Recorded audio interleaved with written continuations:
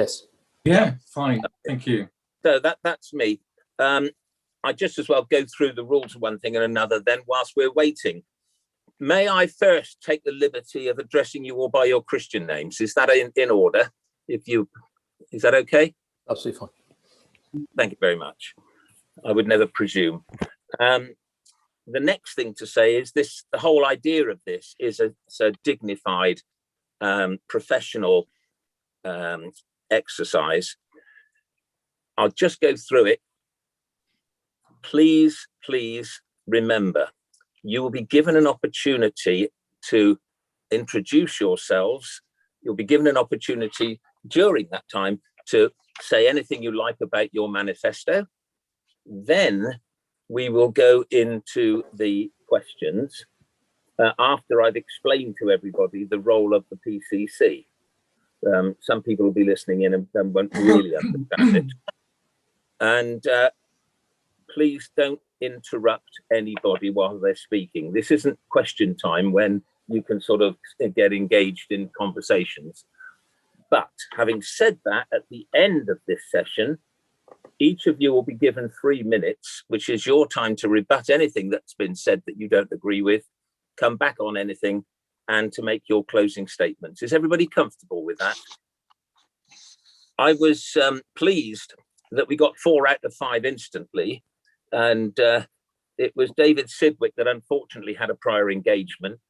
And he did ask if we could rearrange the date, and that just wasn't possible for me and other people involved.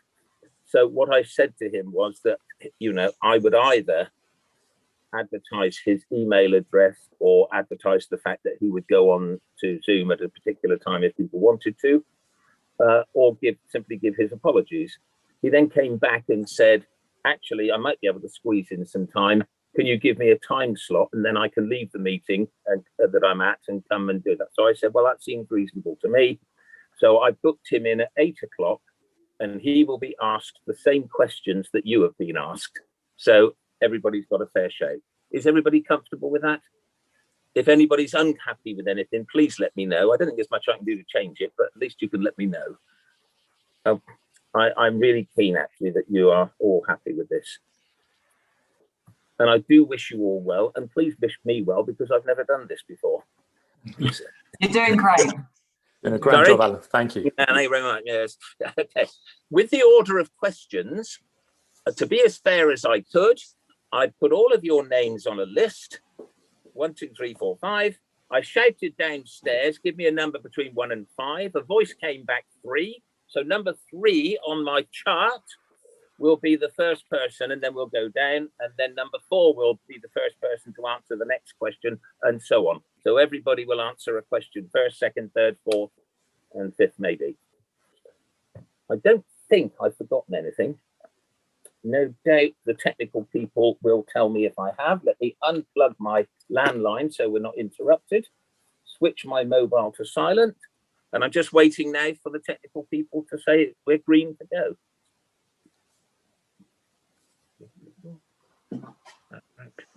Hi, we're all ready to go. The sound's working now on your live stream. Thank you very much. So good evening, everybody. My name's Alan Knott, and it's my job to chair this meeting. They call it a hustings. I'm not quite sure what a hustings really means, but here we are.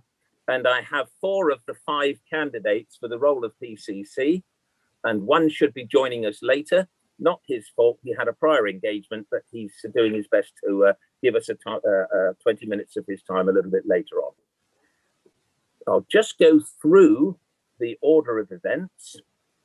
So I'm going to explain in a second or two the role of the PCC as dictated by the Home Office and the Office of Police Crime Commissioners. I've already explained to each candidate the rules. This isn't question time. Nobody's going to interrupt anybody. And on that basis, we're not muting anybody, which is very trusting of us. But they won't be warned twice, I have to assure you. So, first of all, can I say welcome to Dan Hardy, welcome to Patrick Canavan, welcome to Mark Robson, welcome to Claire Seymour. let me now please start off by explaining the role of the PCC.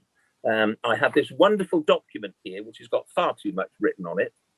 But basically, the office of the PCC is to be the voice of the people, to have a strategic oversight and ensure that progress is made in our local policing, to support victims of crime, to work with other agencies, and to be concerned with community groups who should have a voice in the community.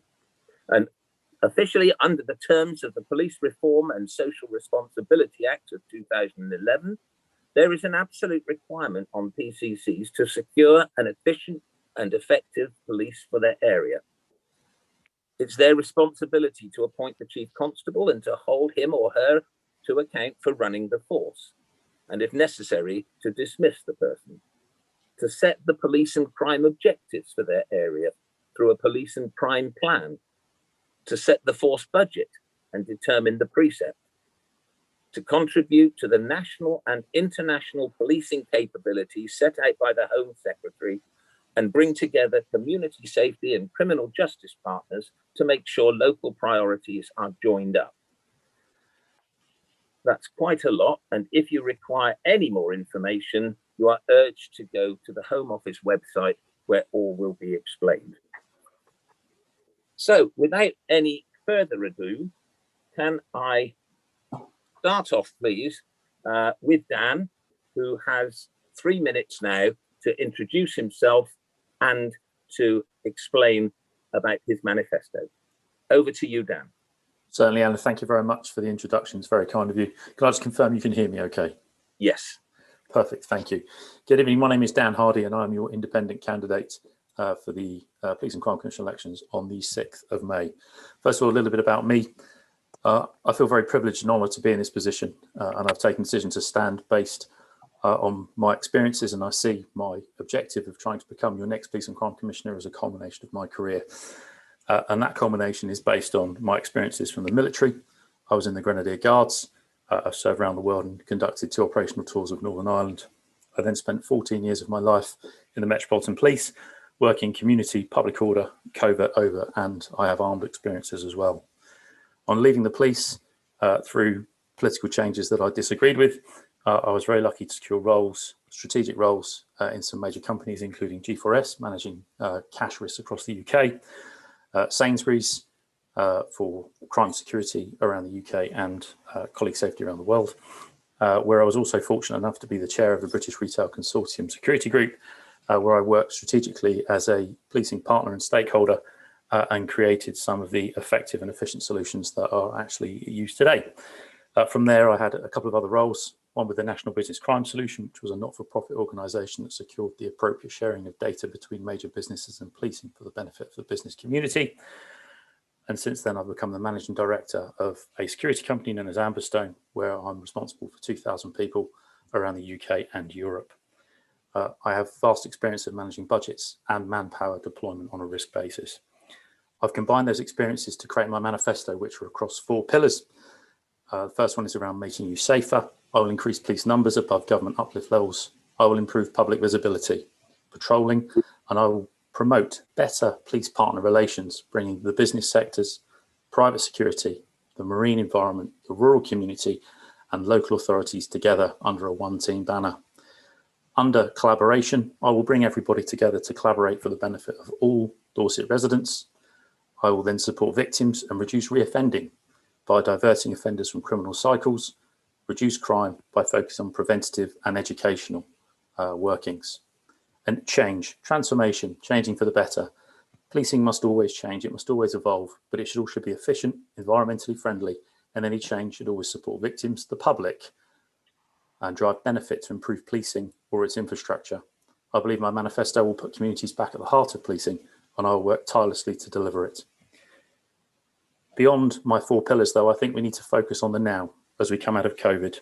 I'm gravely concerned of the increases of domestic abuse in our homes, high harm cases such as paedophilia online, and the melting pot of antisocial behaviour as we've all been kept together for long periods of time in the last year. I'm Dan Hardy, your independent candidate. Thank you. Thank you very much, Dan. Now moving across my screen can I go to Patrick, please? 3 minutes to introduce yourself and talk about your manifesto. And you're on mute. Thank you very much. Good evening. My name's Patrick Canavan. I'm the Labour and Cooperative Party candidate for the Police and Crime Commissioner. My background is spent most of my working life working for a trade union. The latter part of that involved quite a lot of legal representation, representing people at work, but also representing members collectively. So I'm used to organisational change and the consequences of organisational change, used to dealing with people, used to building teams, used to organising groups of people from diverse backgrounds, being the voice of others and being an advocate. And that's how I see the role of the police and crime representative. My concern in this election is the same as it was when I stood for the role in 2016, and that is more of the same is not going to be enough. As we move forward, as we try and progress, as we try and move the police force in Dorset from a good rating to an excellent rating, the only way we are going to do that is by doing things differently. So the police have to be more responsive. They have to be able to show that they are listening to the voice of the public, responding to the voice of the public, and involving those people who are directly affected by crime in the responses. So that's about domestic abuse survivors being at the heart of any response. It's about people who have been subject to antisocial behaviour being at the heart of that response. So it is about building resilient communities. And obviously the police force have a significant role to play in that. And the overriding priority has to be, in my view, building the trust and confidence in the police service and indeed in the role of the Police and Crime Commissioner. People are ambivalent at best about the role, and whoever gets this job has to make sure it delivers on the objectives which you set out at the start of the meeting, Alan. We have to be able to do that. The Police and Crime Commissioner is not going to be able to do it on their own. It has to be done by collaboration. It can only be done by collaboration. So in my view, that's about building those links, about working across boundaries, working across agencies, and most of all, working with communities, giving the communities a much stronger say in the issues that affect them. Thank you very much indeed. Thank you, Patrick. Moving across my screen now to Mark Robson. Hi, good evening. My name is Mark Robson. I'm a Liberal Democrat candidate. I'll just say up front here, I keep getting a weak message on my screen, so my internet is looking a bit unstable. So if I fall out, I'll just keep going. It might be a bit garbled.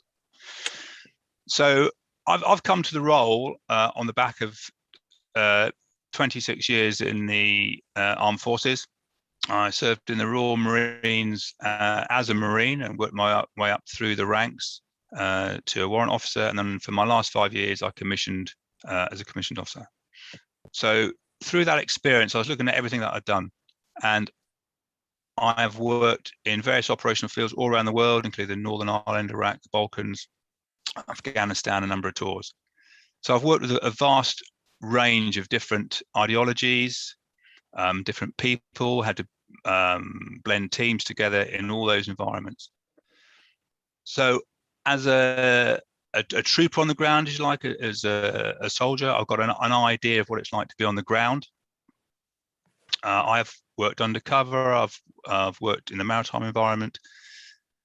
And then as I've progressed up through the ranks and become a commissioned officer, I was then dealing with counter-terrorism issues.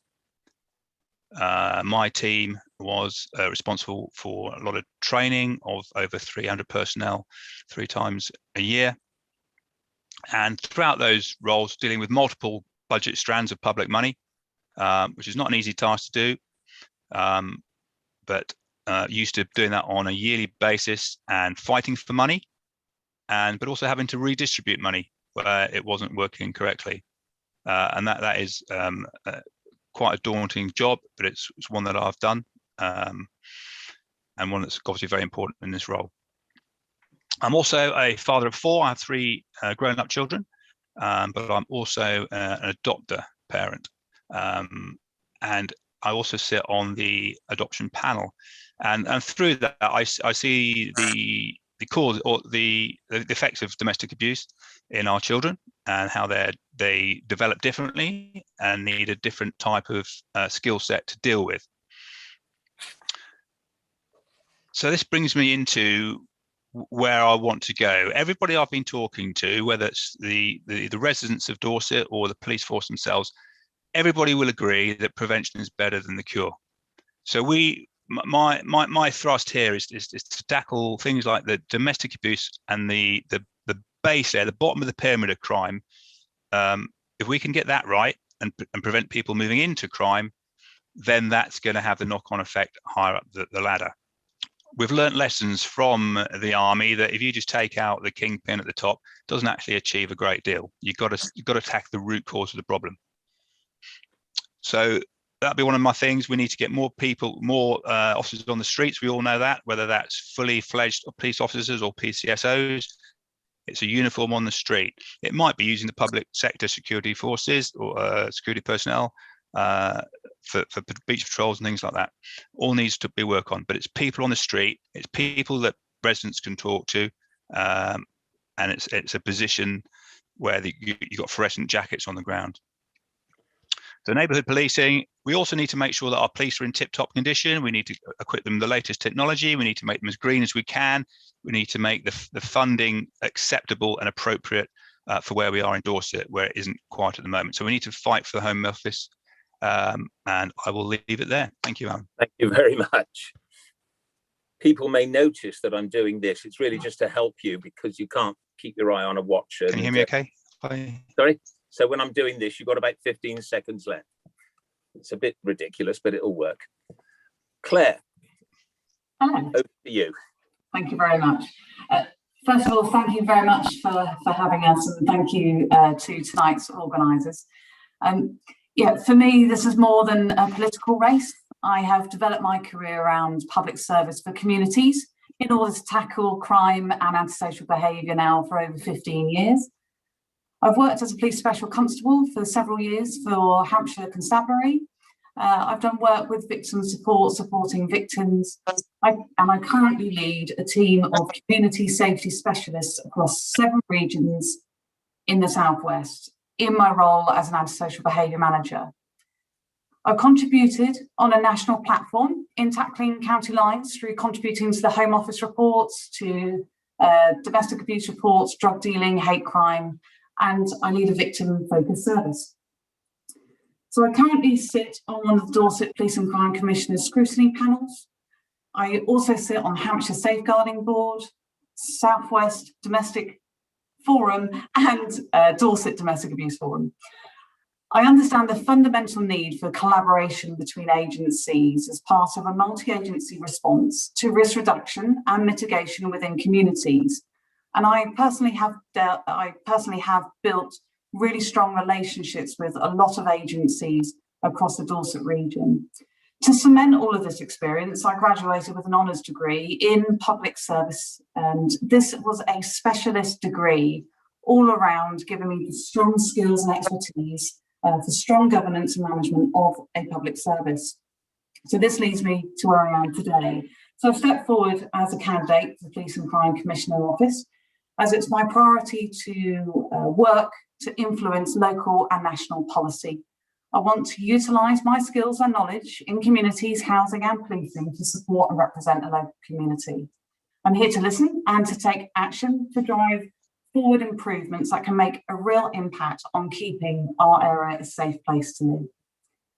So moving on to the manifesto, and I'm conscious of time, but there is 8 key pledges for me, and that is, and through discussions I've had, these and the things I've seen, these are the priorities. Tackling domestic abuse and sexual violence, including stalking, harassment.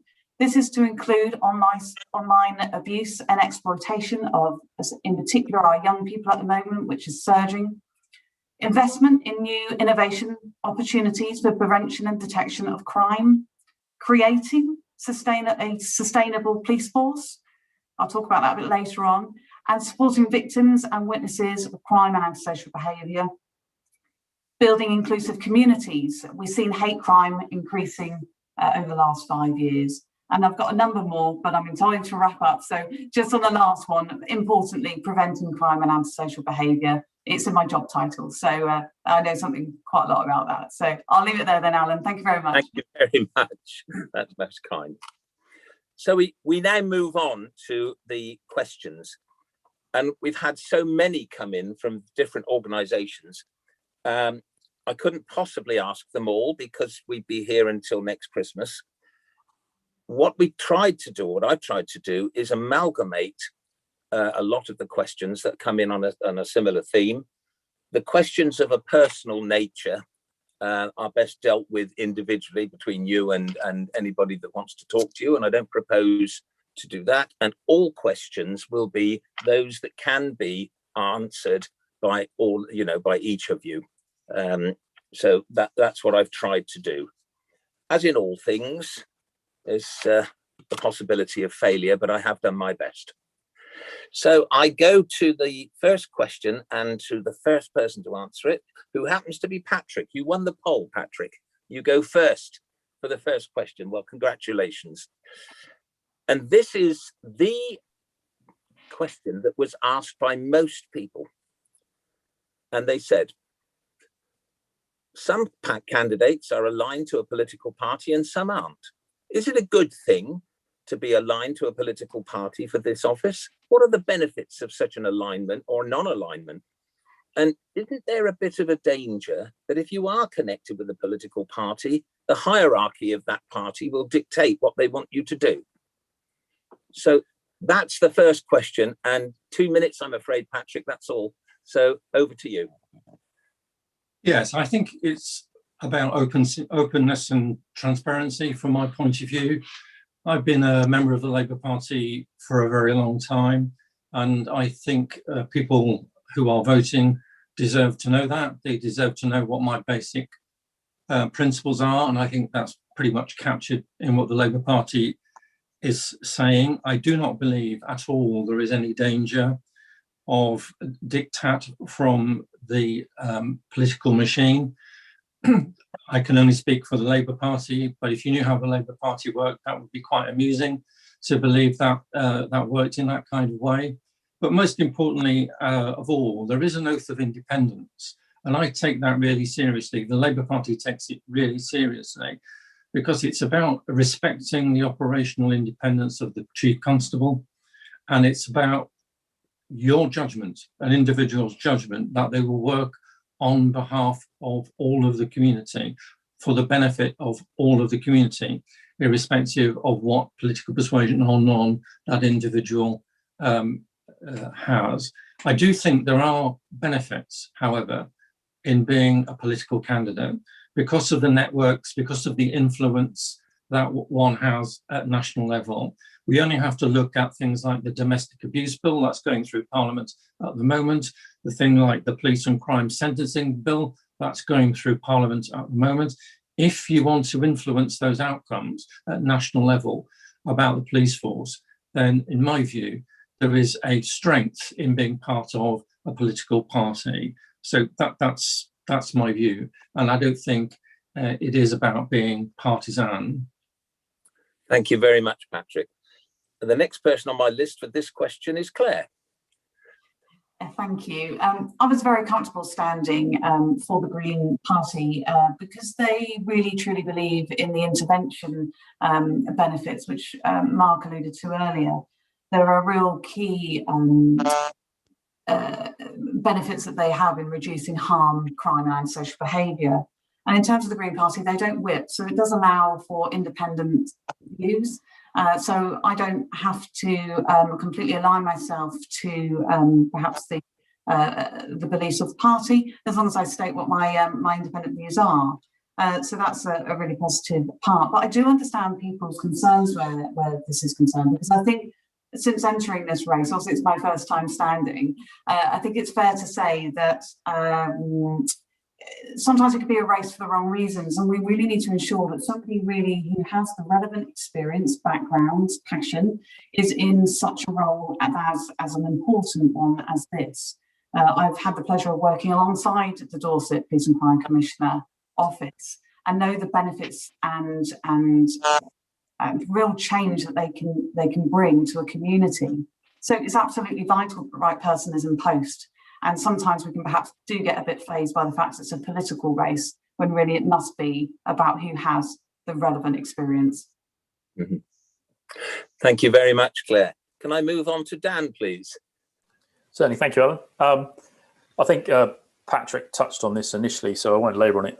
In the PCC election process, you are voting for an individual. You're voting for an individual to stand as your Police and Crime Commissioner who will take an oath of impartiality. So you're not actually voting for a political party. So I do not believe having a political background to this role has any benefit whatsoever. In relation to my own history, I've worked with ministers and police and crime commissioners of varying persuasions. And when they're in role, seldom do they talk of their political allegiances. They concentrate on the matter in hand and what they're trying to achieve. That then comes together with the Association of Police and Crime Commissioners, who then work together to lobby and try and change laws for the benefit of our communities and to drive change and continuous improvement into our police forces around the UK. In relation to Patrick's comments around networks, I've worked with Home Office, I've worked with ministers, and as I said in my opening gambit, I've created effective and efficient solutions that are in the public society today. So no, I don't believe you have to be from a political background to drive change or have clout. Thank you. Thank you very much. And Mark.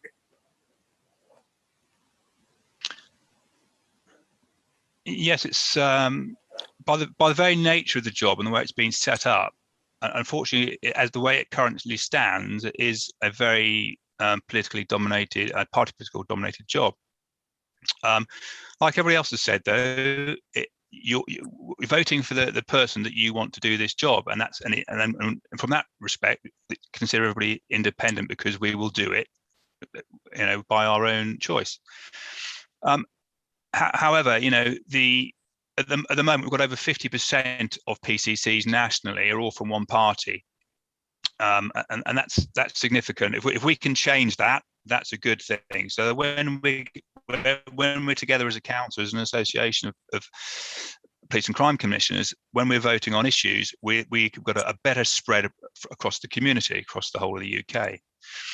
There are benefits, I feel, because you got as a member of a political party, you've got a really wide base of knowledge and experience and resources to pull on. Doesn't mean you have to, again, like Claire, I'm a Liberal Democrat, but I don't hold the whip. I'm free to make my mind up. If I disagree with something, I can disagree with it, and that's my choice. I'm not bound by a higher authority, and that's an important thing to take on board. And yet, I do have access to Westminster and colleagues in there that can fight on our behalf. So it's a mixed bag. It is beneficial, I think, and yet, talking as a Liberal Democrat, I am free to do as I please, as I see fit. So it's two important things. Thank you very much. Super. Well, we move on to another question, and people were interested. How have you researched the role of the Police and Crime Commissioner? And in your research, what are the most important lessons that you've learned? And we start that one with Claire. Hello. Yeah, in terms of the actual role itself, like I said earlier, I've been lucky enough to spend some time with Dorset and the Hampshire Police and Crime Commissioner office. So I've had quite a lot of insight, naturally, because of the type of work I'm in that is aligned to it. So I understand around the role. I've spent a lot of time speaking with people and their views on and of the importance in terms of our partners who really are closely aligned. In terms of what is the most important, sorry, I meant to say as well, actually, we've got the Association of Police and Crime commissioners as well, which actually offers an awful lot of information and insight and research, which really does help in this position, especially when you're standing for this.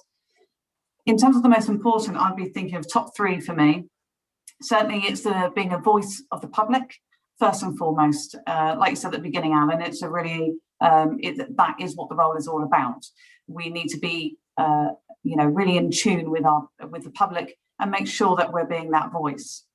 Also making sure that we're being the voice of scrutiny. This is why really I'm a big advocate of the scrutiny panels that is currently in place. And if I was successful, and I hope whoever was successful would carry those on, they're really, really positive. And there's a number of scrutiny panels where it actually brings in the public to scrutinise policing performance and things such as stop and search or use of force, for example.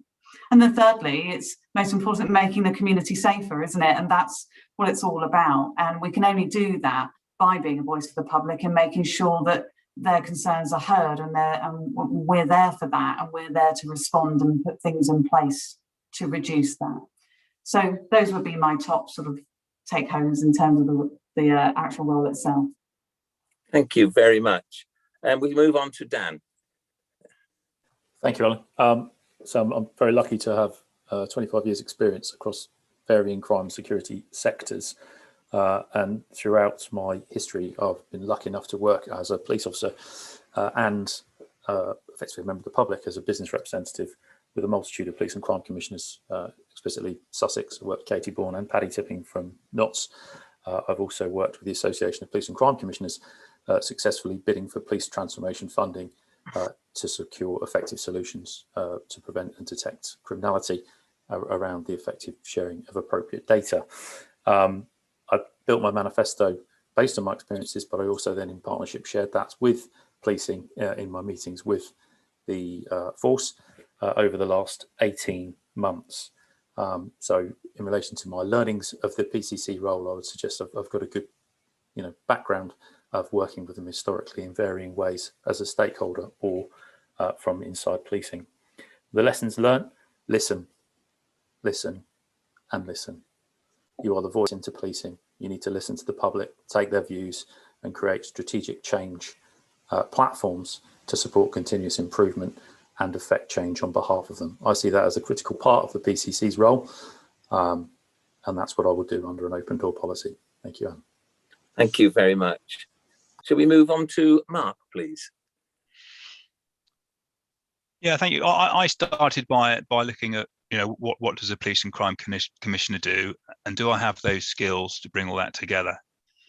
And I do. And so I was looking at you're organising people. It's the politics of dealing with different organisations. It's making sure that the communications are joined up. People are talking to each other. It's like Claire was saying, this is all about prevention and using the expertise that is out there from other organisations. I don't claim to know everything, and nobody should claim that. But there's a lot of people out there with a lot of knowledge, and it's bringing those people to work together to work on that, cutting that base of that pyramid, cutting that down and reducing that prevention thing, reducing the crime at the base so it's not spreading uphill. So one of the main things that I learned talking to people and after researching this role was that a lot of people don't quite understand. They confuse the role of the police and crime commissioner with that of the chief constable. And I keep hearing, what do you know about policing? Leave the policing to police. Well, I fully get that. I mean, I've worked in operations, and the last thing you want is the long screwdriver coming out from above telling you what to do. So, of course, the police constable will run his police force. But it's up to the candidate who is ever successful to give strategic direction based on what the public of Dorset want. So it's like Dan was saying, as the PCC, you need to listen to what people are telling you. And people need to understand that bit. And for me, the one thing that I learned from this really that I think the title's wrong. We've got police at the beginning, crime commissioner, and people see that as Commissioner Gordon, this out of the Batman. It's you're not the police commissioner. Your element is commissioning those other bodies to fight crime. The police are at the other end; they're the sharp end. but we need to be dealing more with the blunt end to stop it happening in the first place. That's the biggest lesson that I've come out talking to people. Thank you, Mark. Around Dorset. Thank you, Alan. Thanks very much. I'm being very flexible with the time. I don't want to stop people in mid-sentence. That wouldn't be reasonable. And finally, then on this one, we come to Patrick. I keep putting myself on mute because I have a very squeaky chair, so I'm trying to save you from that. But that's another story. Anyway, I stood for this role in 2016, and when I stood before, I did a lot of research into what the job was, how it worked, how it all fitted together. And what I've tried to do since then is follow that through, watching the police and crime panels, trying to keep tabs on what the scrutiny panels are doing. So that's, I guess, how I've tried to research the role.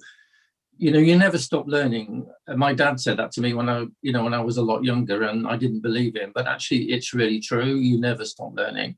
There's always something you realise you don't know, or that somebody knows more about than you. And it is about involving them, and it is about capturing that expertise and bringing that expertise into play. That's really important for whoever does the role. I actually do believe in stronger scrutiny, more scrutiny, because I think to some extent that's what the public are expecting. You know, they don't want necessarily whoever is in the role to have an easy life. You know, they expect them to be held to account and to answer difficult questions. And it feels as though I've been doing that quite a long time. But the main thing is that people are ambivalent about the role. And although they may be ambivalent about the role and what it can do and what it's there for, they're not ambivalent about policing and crime. Everybody has a view about policing and crime, and it's about capturing that. It's about responding to that, and it's about trying to meet those needs of the public. Thank you. That's fine. Thank you very much. That leads us on, candidates, to the next point. And again, a very popular question. How are you going to make yourselves accessible to the public during your term of office? And I think people on this question were asking really for specifics rather than sort of general statements. So what are you actually going to do to meet the public, to organise yourselves with that? And, the first one for that is Dan. Brilliant. Thank you, Alan. So as I said earlier, I'll absolutely have an open door policy to the public, and how I will engage the public will be as follows. Through every medium which is absolutely available, whether that be like we're doing now in Zoom meetings to talk to vast expanse residents across our county in an effective, efficient manner for everyone's time and reduce their mileage, whether that's at community meetings, neighbourhood watch meetings, in partnership with our business community, our rural community and our marine community, because obviously they all have varying concerns and differing community groups. I will also speak with representative stakeholder organisations such as the National Farmers Union, the Business Improvement District, the LEP, or the Chambers of Commerce. I will make myself available continually to drive change and deliver my pledges, Alan. Thank you. Thank you very much. We move on then to Mark. Thank you. You're on mute, Mark. Mark? Mark? Yeah, I hope you're hearing me okay. Certainly my end, everybody seems to be dropping in and out quite a bit. Can you hear me now, Alan? Yes, yeah, we can only do what Alan, if you can hear me. Yes, we can. Yeah, I'll keep going. You do keep dropping in and out. I'll keep going. Yeah, I've always operated an open door policy at work, and it's therefore there's no such thing as a bad idea. There's no such thing as a comment. I'm so flexible. You know what? With me, so come and tell me. Come and tell my office, and then if we don't know about it, we can't do anything about it. Yeah, all the social media platforms, of course, will be open. They're already up and running for the PCC for Dorset. They will, of course, remain extant, and it'll be meetings. Yeah, if we need meetings with all the agencies, that's what we'll do. Communication for anything like this is key. There's no point having isolated instance of meetings where people aren't joined up and talking to each other. Quite often you find that one idea coming from one community is going to aid another community, so it's sharing that information. Dan's absolutely right. I'm sure we'll touch on this. Other people will. We are a rural community, we are an urban community, we are a coastal community. Everybody has their own issues, but it doesn't mean that you're isolated in those issues. Something that might work in the urban might work in the coastal. Policies that work in the urban might not work for the rural. So it's understanding each individual environment and then listening to those concerns and acting upon them. So yeah, open door policy, getting the information from those people that are living and breathing it, and then that'll allow us to act on it on your behalf. Okay, thank you very much. Thank you. Patrick. Yes, I think you could have a fair measure of agreement on this particular question, because I think we all recognise how important it is to improve communication, and people respond to surveys, and actually the response to surveys isn't bad, but people do sometimes say, well, I never heard anything back, and I think that's really important. Having that two-way dialogue is absolutely crucial. So anything that improves communication, anything, whether it's roadshows or taking a van around, whatever it is, having that point of contact easily accessible is absolutely crucial. We get, as candidates, we get surveys fairly regularly in our email, and somebody asked me in one what my first 100 days would look like. And I could have sat back and thought about it, and actually you're going to just spend the first 100 days in meetings talking to people and try to actually balance it all up and find a way forward and begin the real graft on developing the police and crime plan, police and crime plan that actually reflects what the community wants. Thank you. Thank you very much. And over to Claire. Yeah, thank you. I think first and foremost, it's really important to know who your community is. And so therefore, I think it's quite timely that we've got the census going on at the moment, because it's really vital that we allow all parts of our community to have a voice. And so that's looking at different age groups, different sections of the community, and making sure that we've got platforms for all of those persons. For example, I've done a question and answer session once with the Police and Crime Commission early last year in regards to raising awareness on different partnership agencies and what they do. And it was really successful. They had over 5,000 responses. We look at quick fire surveys. I think that's quite good, just to get a feeler sometimes as to what people want to hear about and what they need. Also run some webinars as well. Interactive, of course, but webinars, as part of that kind of training, education, and just awareness as well. Attending community groups, speaking to businesses, yeah, exactly, really across the board, really, isn't it? Making yourself really accessible and keeping those lines of communications open, which is, of course, completely key for this role. Thank you very much. I'm going to put two questions together now because I'm conscious of the time.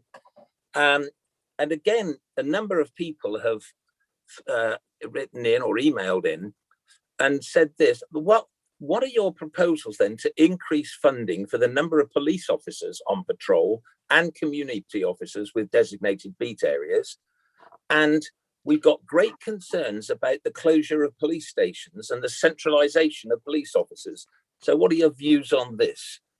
And we start with Dan, please. And thank you very much. I was just writing down the two questions so I don't forget any of them. So first of all, the increasing of funding. So let's talk about police numbers in relation to funding. Police numbers are dramatically down. The Dorset Police family lost nearly 500 staff members, whether that be officers or police staff, since 2010, with a loss of budget of about 37 million quid. That is huge, and I do believe that, although there's a reinvestment in policing, they are still feeling the impacts, and the community are as well, through a lack of visibility, if we're all honest. And that's just not policing, that's obviously local authorities and the criminal justice sector.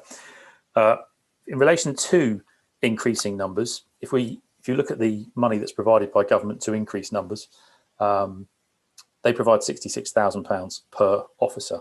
The starting salary of an officer is very low. It's £21,000 to £24,000, depending on the experience. So that's £66,000 to cover all training and other items such as tasers and cars. Not all officers will pass a taser course.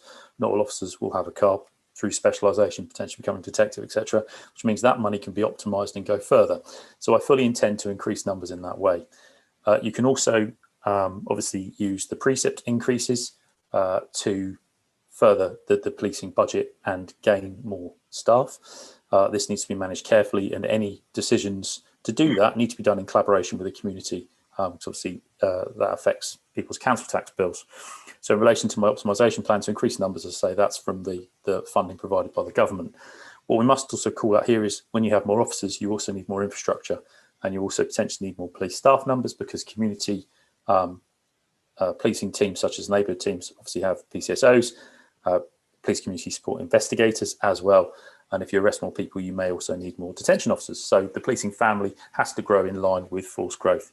In relation to infrastructure and police stations, in my visits around the county, many members of the public have said, absolutely, we're missing our police station. We're missing the availability of going in, checking documents, just having basic engagement, and potentially having to travel, for example, from Swanage to Poole when the library representation isn't there. So I think there's potentially an opportunity, one, to review the estate, and two, look at the high street. There are retail premises that are empty. There's an opportunity to get involved and do something different to better support our communities. You could use a mobile police van to go with set times to go and visit communities, to make sure, like a mobile front office, to make sure there's a time when the public know that they will actually have a police station or such to go and visit and make their inquiries. So I believe across funding, police family and the police station review, state review, there are ways to improve availability and access to our force. Thank you. Over to Mark. Yeah, so clearly the budget has been set for this year. One of my first priorities when getting in will be digging into that and having a thorough review of that budget and finding out where there is any spare money. Now, we're all probably well aware that there's going to be very little of that spare money. Every year so far, the precept has gone up to pay for the officers, and we are getting more officers this year. We're getting more officers next year, and in 3 years' time, we'll have 166 more officers that we need to pay for. Now, yeah, that's good news, and I'm sure all of us will work hard to increase those numbers, because that's what we all want. So what we need to be doing is challenging the Home Office to get Dorset Police the central funding it requires from government, a fair chunk of the money from central government. So it's not the taxpayer of the county that's having to fork out for the extra police numbers that were taken away from us in the first place. Let's not be fooled by anything that's coming out of central government, how wonderful they are giving us these police officers. We're not even back to where we were 10 years ago. So it's baby steps, I'm afraid. It's not going to be easy. And so it needs, I can't give you a full answer now because I need to dig into those details because it's important. It's not the sort of decision you can make after, just a sort of a very casual chat about the budgets. It's going to take a bit more than that. And that's what I intend to do. As far as real estate goes, sort of Dan touched on it there. Unfortunately, a lot of it, it's gone. And we haven't got the staff to fill it anyway. And just to open one station to have a desk for one person to sit at is just not cost effective, however you want to try and look at that. I just don't see that happening. However, we are starting to move. You look at what both councils are doing in Dorset. We're moving towards community hubs, whether that be in libraries or wherever. There's no reason I don't see why we can't expand on that and have documentation, for example, was taken into your local library or something like that in order to be checked. Yeah, it's absolutely criminal that people are having to drive halfway across the county to produce a driving license or their documentation. That is just not on. So community hubs is the way. Oh, sorry, Alan, is that it? Thank you. Okay, thanks. And we move on to Patrick. Thank you. I don't want to repeat what Dan and Mark have said, because I actually agree with quite a lot of it.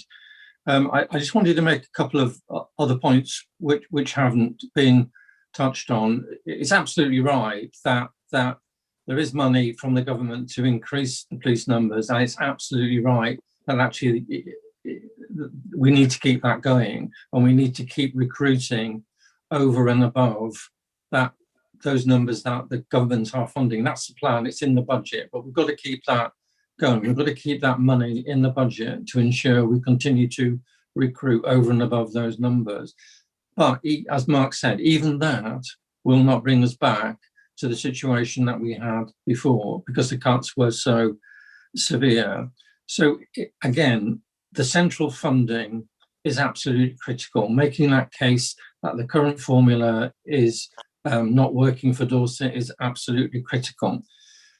When they had the debate around the precept this year, the point was made that actually the government appear to have a mindset that they actually anticipate the Police and Crime Commissioner will use the maximum precept that they're allowed without the referendum anyway. So they're building that in to their funding formula. They're anticipating that that's what the PCC will do. So I think that's wholly unfair, and it's distorting the picture because they are effectively moving central taxation to local taxation, and that does not seem to me to be appropriate. So we've got to get that extra funding. We've got to get those extra, fair proportion of those extra police officers on the beat, and we can only do that by allocating resources effectively. Thank you. Thanks very much. And last but by no means least, Claire. Thank you. Well, obviously a lot's already been said already, but Dorset Police certainly have a lot of financial constraints. And it's quite right, it's been said that 500 officers were lost at the beginning of austerity. And with the uplift programme of around 166 officers, that still by no means reaches what we need. I personally would like to lobby government, specifically looking at the growing population that Dorset has.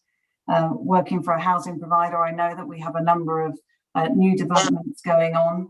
So in terms of looking at our growing population and our very attractive tourist destination, it's terribly important that we have the right police numbers, and we haven't for a long time. There are savings to be had as well, however, with sustainability options. Dorset Police already have 20 electric vehicles. So looking at our fleets and our estates, we certainly can go a step further than that and really look to make some financial savings as well as environmental benefits. So there's some opportunity there. In terms of the police stations, I was working as a police constable myself when those changes came in. And actually I saw some benefits. Joining in with the fire service was not all bad. It was quite a joint up approach. So I'm not going to be too negative about that. But what I do understand, however, is the more rural communities. And I agree with Dan that actually we need to take some time to think of other solutions, and perhaps doing those mobile kind of vans and that one-to-one community approach is no bad thing. But also we've really got to look like what we said earlier, is our ways of communication with our police force. We really, really need to make sure that that's accessible for all. Thank you. I just make the point that it occurs to me that a lot of other uniformed organisations rely on volunteers, the Territorial Army, the ambulance people use St John Ambulance, and none of you have ever mentioned the Special Constabulary. And I just wonder if any of you would like to comment on the value of a Special Constabulary. Yes, okay, Dan. I'll go to Dan first because he put his hand up. Got there first, Dan. Sorry, Claire. So yes, absolutely. So first of all, just a few points. We'll still be 164 officers short if we just continue on the same glide path in 2022. So our volunteer workforce is absolutely critical to support not just bringing in differing skill sets into Dorset Police, but also to support better visibility. And obviously, Claire was at the special, so she can justify and testify to the fantastic work that the volunteers do inside policing. But this isn't just volunteer constables, there should be a whole breadth and depth and use of volunteering capability, such as PCSOs, volunteer PCSOs, officers, and also our cadets. You know, we need to engage better, and I'll happily talk about young people on another question, but we need to use our cadets to support potentially crime scene management, door-to-door inquiries, so they get a better flavour of policing, the impact of crime on communities, and also support our police service with sort of more basic tasks and community engagement. So for me, volunteers, cadets, and volunteer staff members are absolutely key as well to supporting Dorset Police going forward. Thanks, Dan. Patrick, have you got anything that you'd like to say about that? I don't think there's anything much more I can add to what Claire and Dan have said, because I agree with it. I think we've seen with COVID how responsive the public are to volunteering. You know, how willing the public are to make a contribution, to help. So, you know, that is incredibly valuable. So we are remiss in not mentioning special constables and the important work that they do and the value that they have, and the importance of training more of them and getting more of them on the grounds. So thank you, and apologies to any special constables for having neglected them. Okay. Now it's your turn, Claire. Thank you very much. Yes, I was a police special constable, and it was one of the best experiences of my life.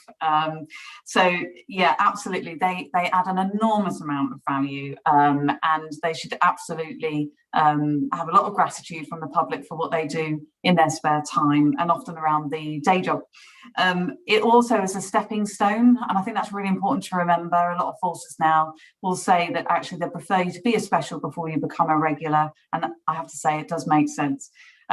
But I think what's an important point just to quickly make, Alan, there is that it should not be used to hide resourcing issue, and that's a key message, and a difficult one to balance. But it mustn't, and it doesn't aid the force and what we need, you know, in terms of lobbying for more funding. Okay, and Mark. Yeah, just getting the mute off there. Okay. Yeah, I have very little to add to that. I agree 100% with everything Claire's just said. There's one thing, you know, people say, oh, what's the point of specials? What's the point of PCSOs?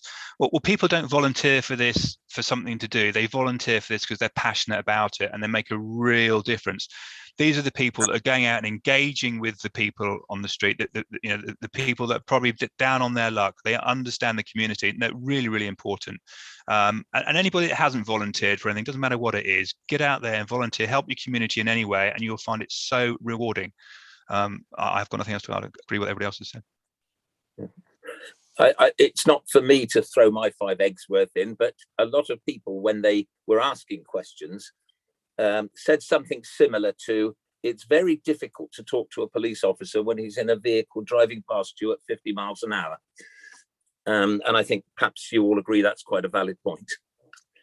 He or she may be driving past you in the car, yes. Now, another important question from people. I was rather hoping that we would have been joined by David by now, but it's not to be at the moment. So, would you be looking to increase or decrease the cost of the PCC, Police and Crime Commissioner, during your time of office? What have you got to say to the taxpayer? And we start that one with Mark. Sorry, no, we don't. My mistake. I've got it wrong. Apologies. Start with Patrick. Goodness me.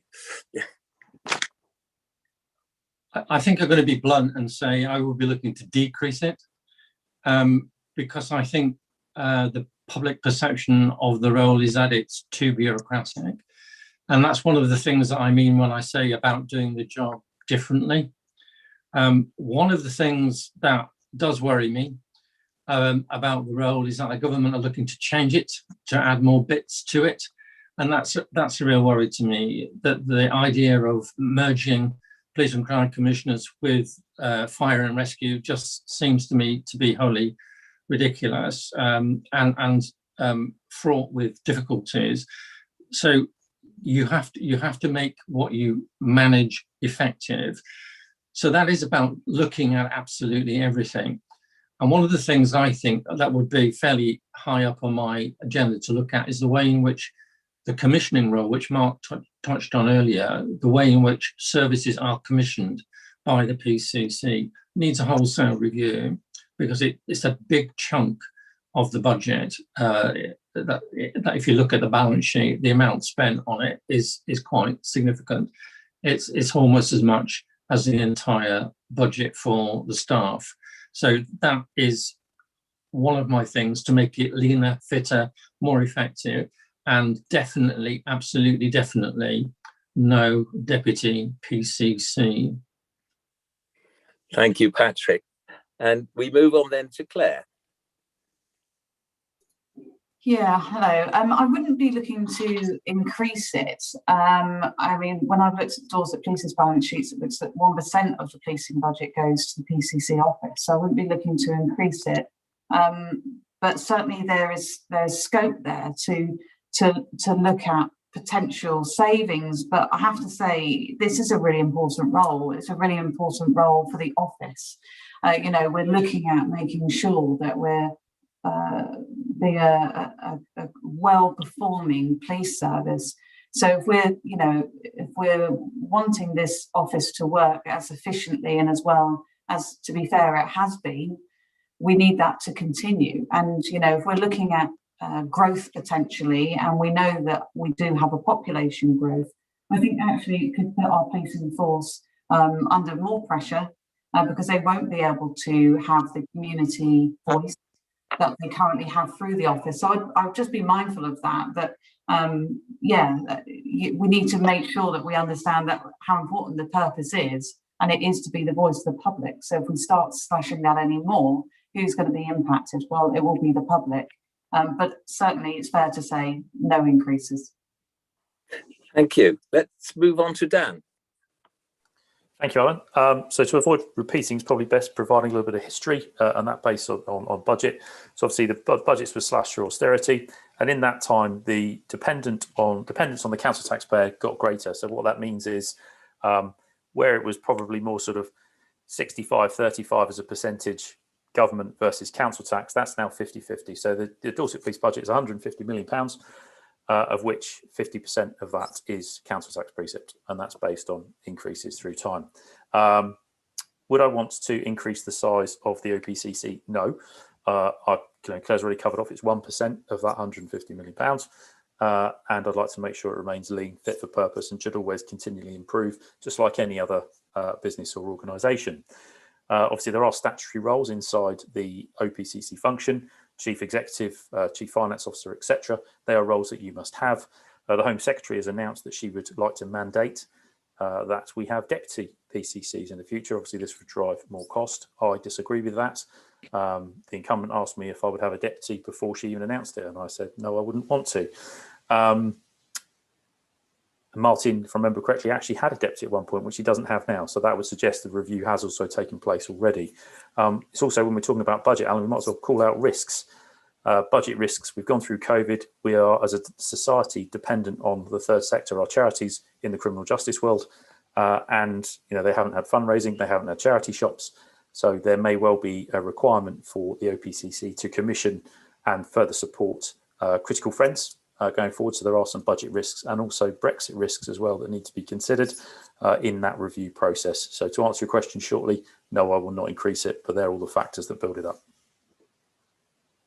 Excellent.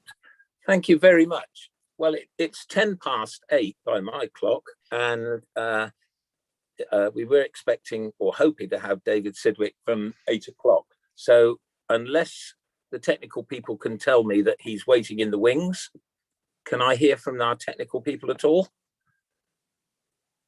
Can I have a strap line across the top? Chat line? Anything? Yes, Mark. Yeah, I'm not sure you came to me on the last question, Alan. Oh, sorry, did I not? I think it was my turn first, but I think my computer is a bit in and out, so I might have missed it. Not at all. Well, you heard the question, didn't you? Yes. Yeah. Okay. The floor is yours, sir, with my humble apologies. Yeah, no problem at all. I don't wholeheartedly disagree with what everybody else has said. it's public money, so this isn't about shaving things off and making savings necessary at this stage, because you know that this budget is bone dry at the end of the year, but it's making effective use of that money. So I don't disagree with what Patrick says or what Claire or Dan was saying. The one bit I do disagree on, and this came out from the part 1 review. This is, if everybody's not happy, this is the whole role of the PCC is under a 2-part review, and the second part will take place after the elections. I would be looking, if possible, if we can do it, to taking on a deputy. The reason I say that, and this is to be cost neutral, potentially, if at all possible. The reason I say that is, having worked in the military, I'm so used to dealing with having a second in command or being the second in command to somebody else, and in roles like this, where you're dealing with a very fluid environment, where it's going to, you speak to any police officer or any social worker, the environment changes on a daily basis. It's very hard to predict in some cases. So you need somebody that's on the pulse, that can take over if anything was happened to the PCC. From what I understand, throughout the course of the tenure so far, the PCC, we have lost 5 PCCs through mental illness for some reason, taking a serious amount of time off work, and 1 has left the job entirely.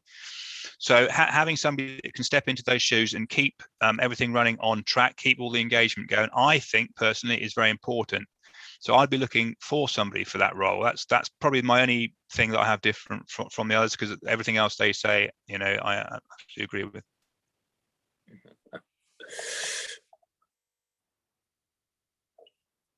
I've got a message come through there, but I think I'll look at that in a second or two. Before I move on to questions about your manifesto, I did have quite a few questions. I'm not sure it's within your remit at all, so I shan't be at all upset if you say, I don't know. But from places as far away as Ryman Trinsica and various other people, what are your views on reducing the speed limit in built-up areas to 20 miles an hour? Let's start with Dan, shall we? Absolutely. I actually pledged this yesterday. So 20 is plenty, especially around schools. It is critical. I don't know if you ever look at the death ratios of reducing speed from 30 to 20. I believe in high built-up areas of high risk, high accidents, and schools consideration. Obviously, that has to be done in partnership with highways and our local authorities. Consideration should be given to reducing speed limits in such high-risk areas. Absolutely. Thank you. And Patrick? Yeah, absolutely agree with what Dan has said. The point I've tried to make when I've been asked this is that it is part of my view that at the end, it must be down to the community, in the sense that they should be the ones that say, we want one, and by the way, these are the roads that we want to include. And should there be signage? Should there be zebra crossing? Should there be traffic lights? It should be the community that drives that. So that's my only quibble about the 20 is plenty campaign, that the detail of it needs to be driven by the local community in consultation with the council and the police. But absolutely, that has to be the direction, not just for climate change, but for safety. So thank you. Yeah. Moving on to Claire. 20 miles an hour. Yeah, I think it's obviously a sensible thing to do. I did receive an email about this a couple of days ago. So yeah, I completely agree. 20 is certainly plenty. However, like Patrick just very lightly touched on there's certainly scope for improvements, isn't there, in our transport links for sustainability, environmental reasons. And it's such an opportunity for us to really be building that infrastructure much better than where it's at. And certainly in some of our more urban areas, we can do that. It's just like, again, what Patrick said, we need to do that in consultation with the local authorities and relevant agencies. But 20 is definitely. And Mark, I know why you were forgotten. It's because the pictures on this screen keep moving around. And yes. So I'm sorry about that. Yeah, 20 miles an hour, Mark.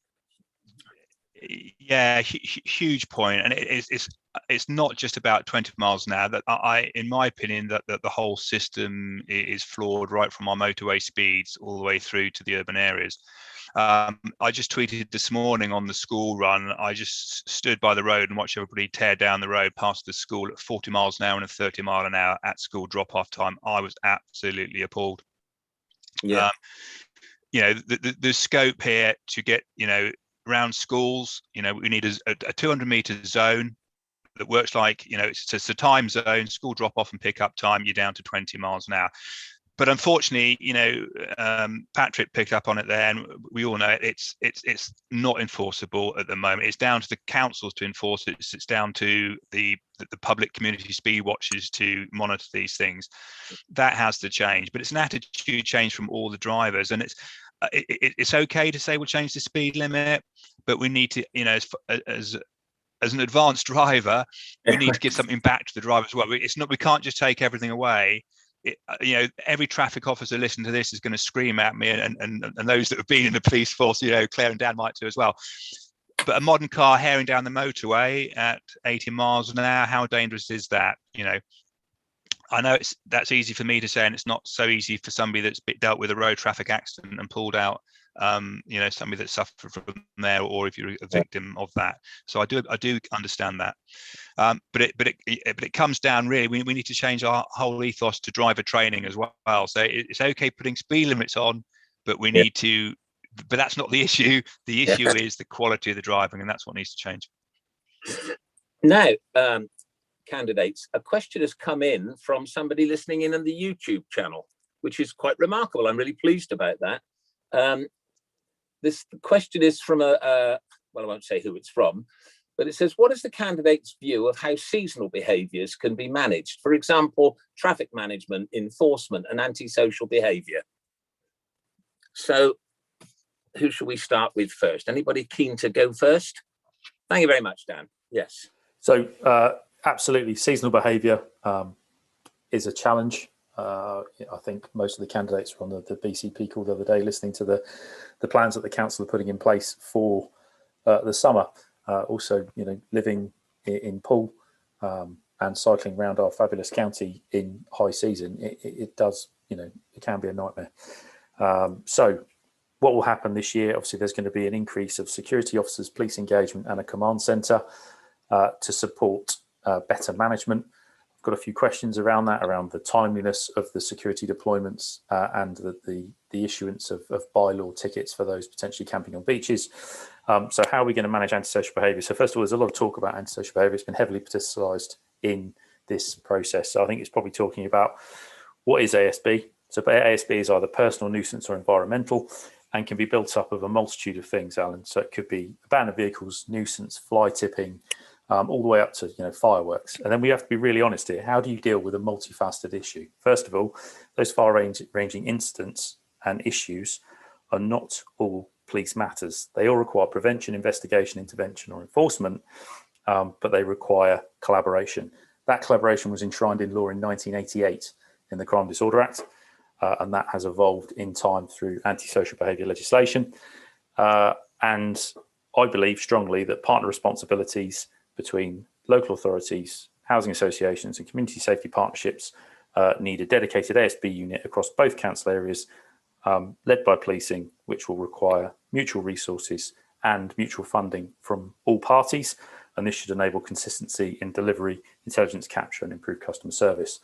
So that's that element. There's also security officers, the CSAS officers. They require one brand, so everyone knows who they are. They require consistent powers and also partner briefing and patrolling to highlight issues, deal with persistent prolific offenders, those who are addicted, either drugs or alcohol, doing needs assessments in a live environment on the street to support and divert environmental impacts from potential drug or alcohol misuse. So in a nutshell, Alan, big plan, requires a lot of collaboration and mutual funding. Thank you. I move along to Patrick, please.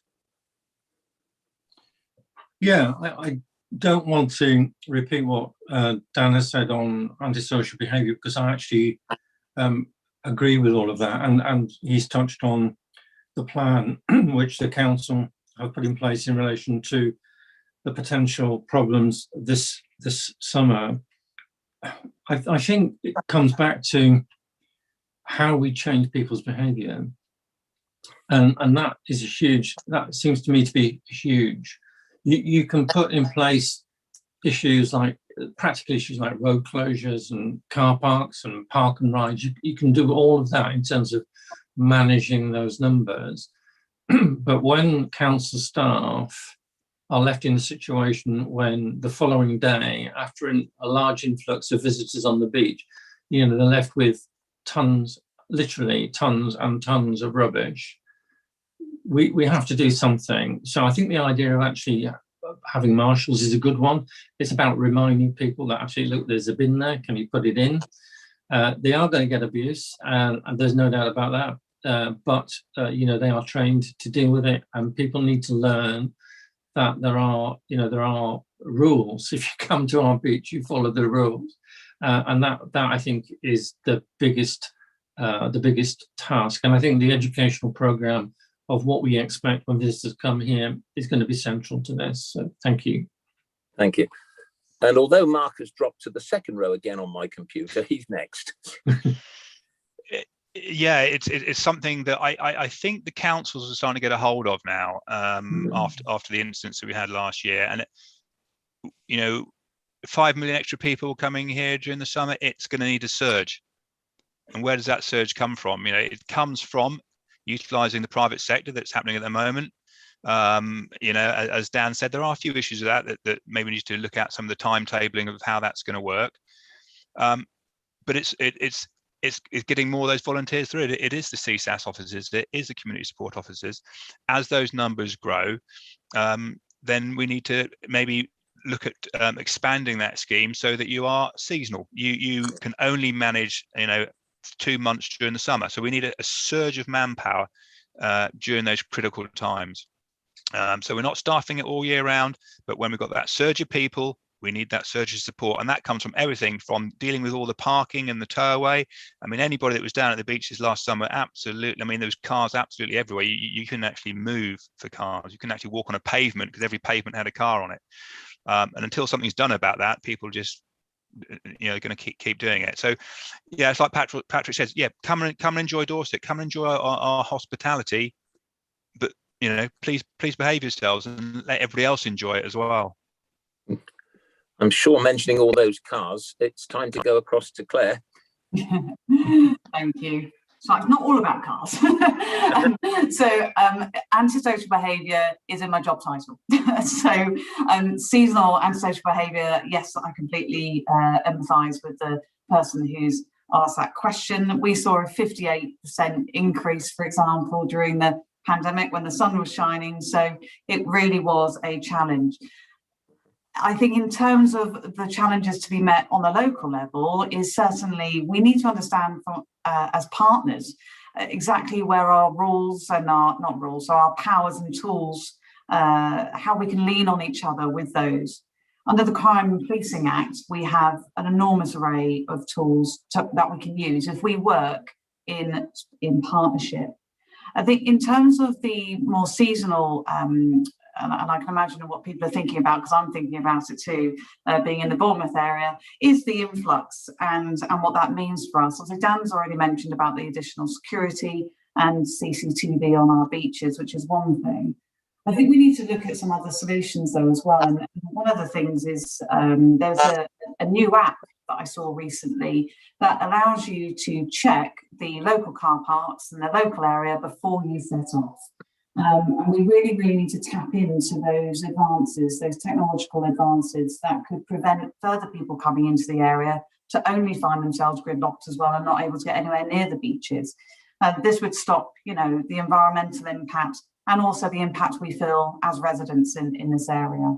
So partnership, but also looking at other technological, solutions really to help us out. Thank you very much. I confess, when people start telling me to download apps and use this and that, I pick up the phone and ask my son to come up and explain it all. But look at what you're doing now, Alan. You're absolutely nailing it. Don't worry. Well, that's most kind. It is coming up to 8:30, and I'm sure we're coming to the end of our time. But I would like to ask each of you at least one question on your manifesto. Now, in order to be fair, I've written down 3 questions that are applied to each of you. You get to choose question 1, question 2, or question 3. So I can't be blamed for making it too difficult for you. You see, that was my thinking. And according to my list of people who's due to start on this one, it comes back to you, Claire. So, Claire, are you in for question 1, 2, or 3? Oh, so it's a lucky dip. So I don't even get. It's a lucky dip, yeah, absolutely. Oh, right. Oh, blimey. Okay, let's go for number 2, please. Number 2. Well, I never. Yes. You're keen that our police service should be sustainable. So exactly what do you mean by that? And can you expand your thinking in the light of the current strategic alliance?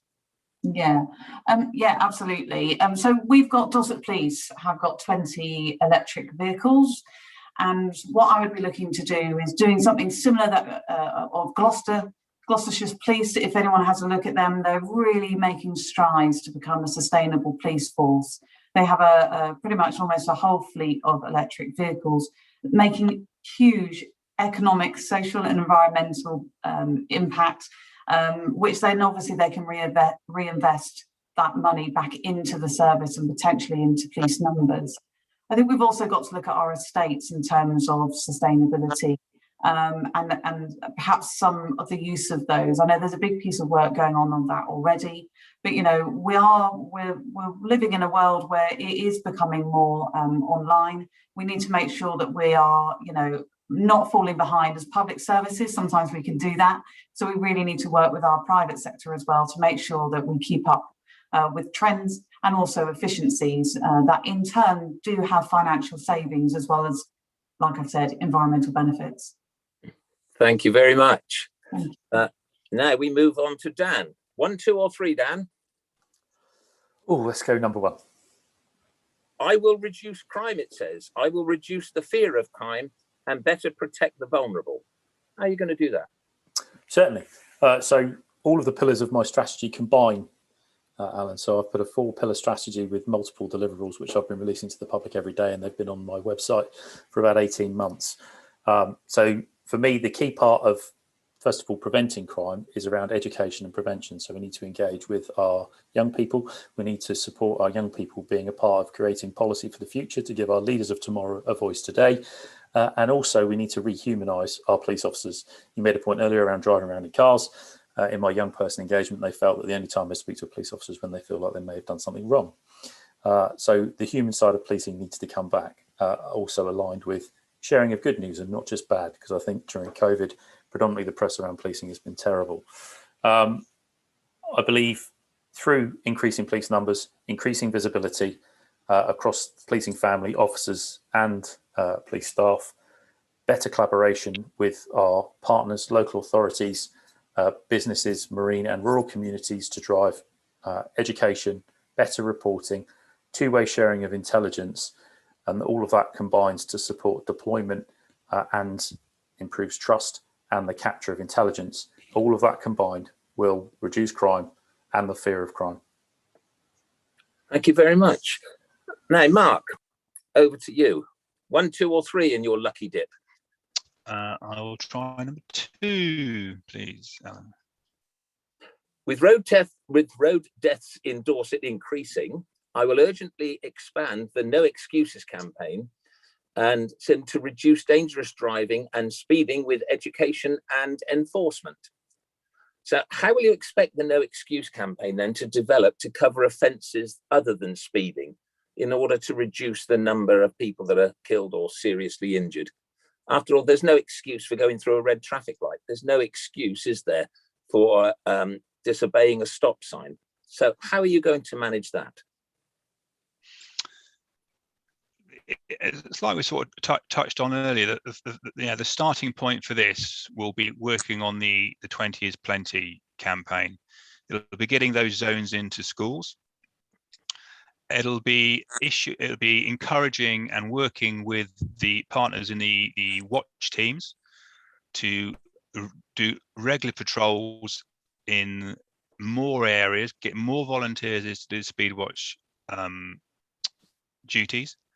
It's the horrible side of policing that everybody hates, because everybody gets stopped for speeding, and that's the front side of the police that people hate. It's like Dan was saying, whenever you interact with a police officer for speeding, it's because you've done something wrong.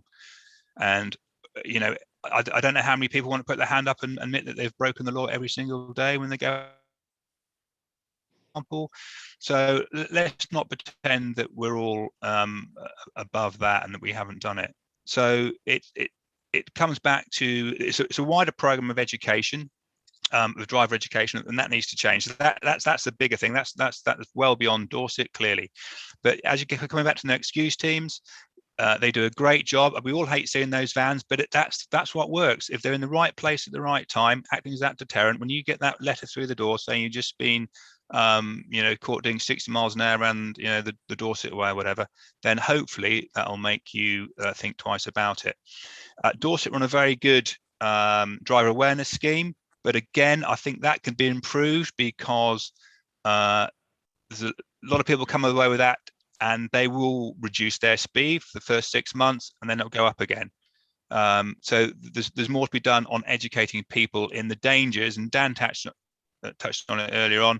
If you hit somebody at 40 miles an hour compared to 30 miles an hour, there's an 80% chance at 40 miles an hour you're going to die. There's an 80% chance you're going to survive if you hit at 30 miles an hour.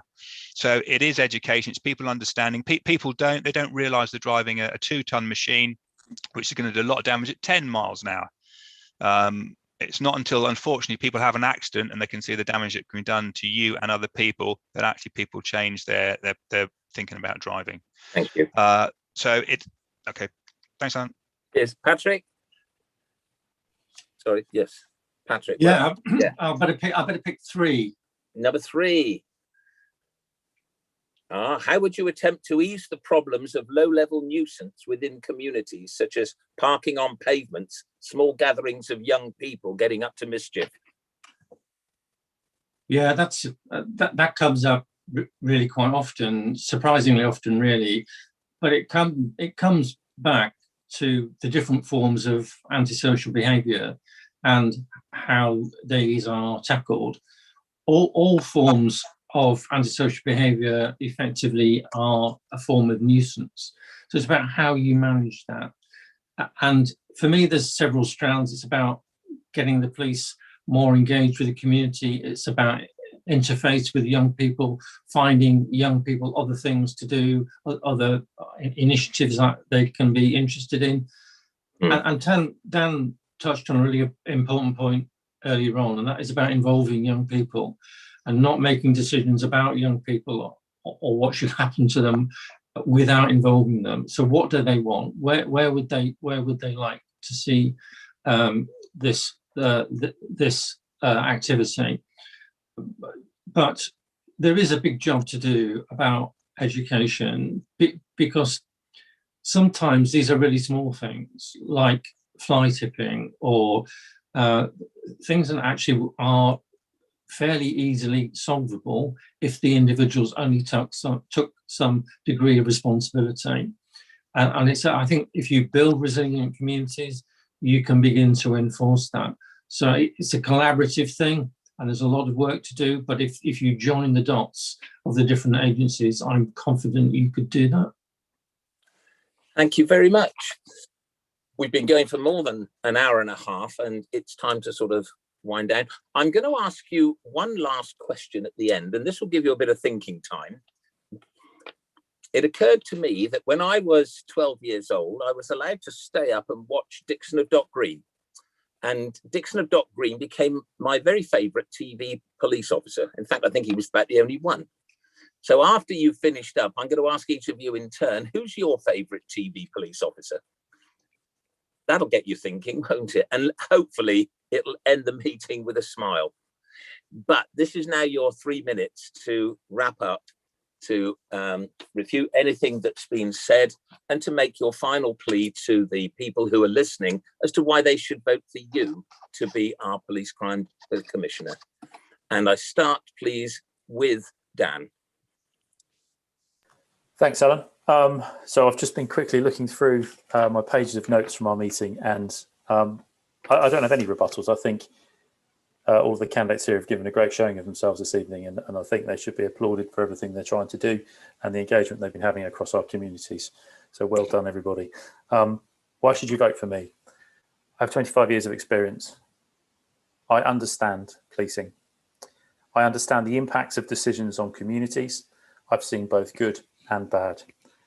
I've managed large budgets, which has included the deployment of vast quantities of people around the UK. I understand Dorset. My family have lived in and around Dorset for over 30 years, and I believe combined, I will be the best choice based on experience to be your next Police and Crime Commissioner. My name is Dan Hardy, I'm an independent candidate. Thank you. Thank you very much. Mark. Mark. Yeah, thanks, Alan. You got me? Yep. Yeah, Yep. can you hear me? Yeah, so I had another thing saying I had weeks unstable.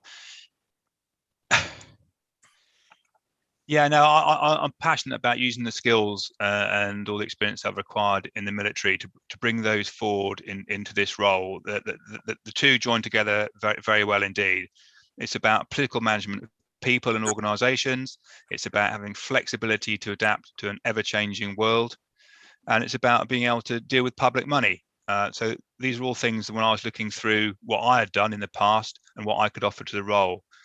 And when I ticked the boxes, I said, yeah, you're a candidate that can go forward and bring this and carry on that public service that I've been doing for the last 26 years. I'd also like to say, you know, there's been a lot of good stuff come out today about, you know, cleaning up the environment and greener issues with the police force. I think that's really important. I'd love to take that forward. We know things like electric vehicles are here to stay at the moment. We don't fully understand the issues around batteries and things like that long term, but certainly from a mid-term point of view, the savings on fuel and other issues for the environment are here right now, and some great savings to be had there. So there's a lot of new things to be looked at. I'm fully flexible and fully open to looking at all the ideas, and that's really important as we move forward and make Dorset a better and more secure county. Thank you very much. Patrick. Yeah, I'm aware that my colleagues have swerved the question about the favourite police officer. So I'm just still going to come. Don't worry, that's still to come. Yeah, okay, that's good, because I'm trying to think. Thank you, Alan, and thank everybody behind the scenes for all their work in putting this together, and thanks to all the other candidates.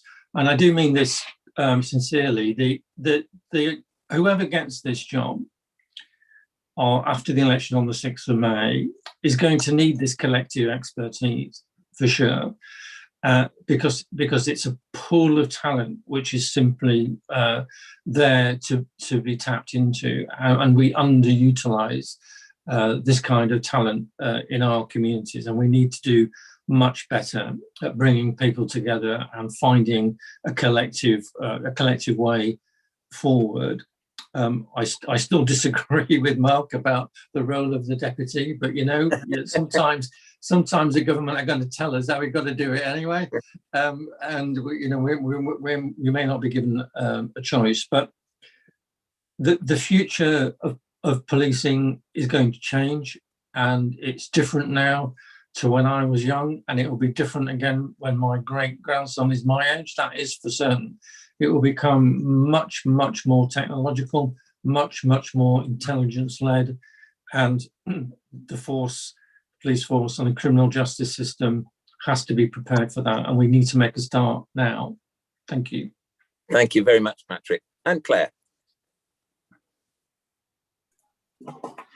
Yes, thank you. I live, work, and absolutely love Dorset, and I would never leave, even though lots of friends have passed to the city. I refuse. Yeah, like I said, this isn't a political race for me.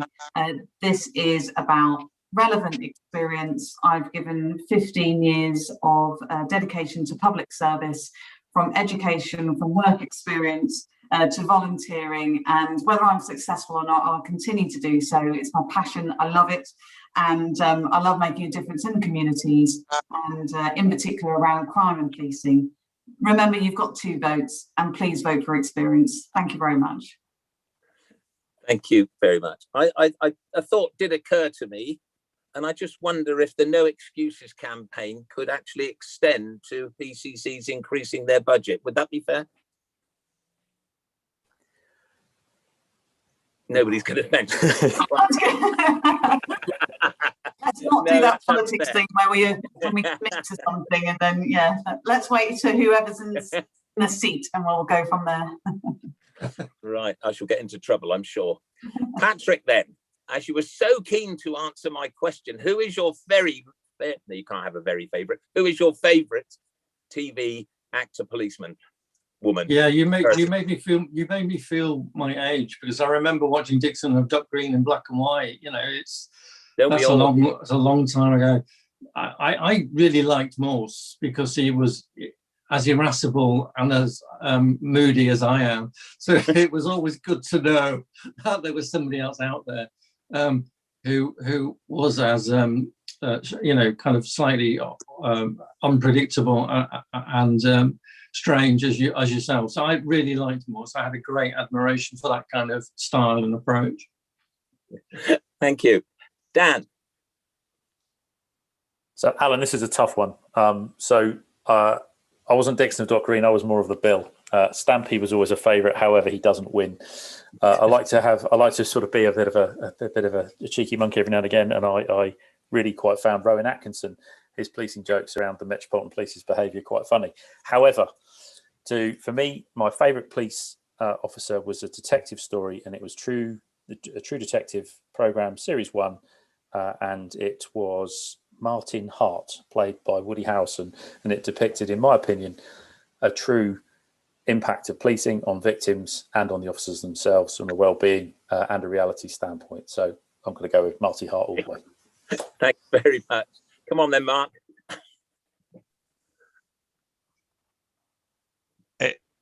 Yeah, for me, very, very hard not to go with what I'm addicted to at the moment, which is AC12 and Ted Hastings. However, I really love watching Life on Mars and Gene Hunt.